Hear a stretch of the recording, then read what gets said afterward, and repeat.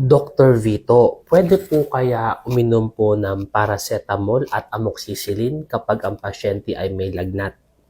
Kadalasan kasi sa probinsya, ito yung mag-asawang gamot na iniinom kapag sila ay may lagnat sa paniniwala po na sila po ay may infection. Ang lagnat po kasi ay isang response ng katawan kapag tayo po ay may infection na kinakaharap, no? Isa po yan.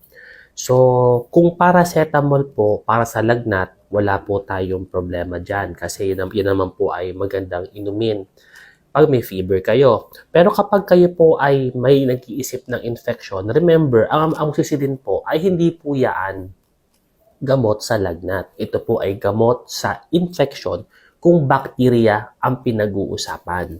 So, hindi po to maaari o magandang inumin na magkasama kung ito po ay lagnat lamang dahil doktor po ang nagbibigay po ng indikasyon kung magbibigay po ng antibiotic para sa isang karamdaman lalo na kung may simptomas po ito ng lagnat.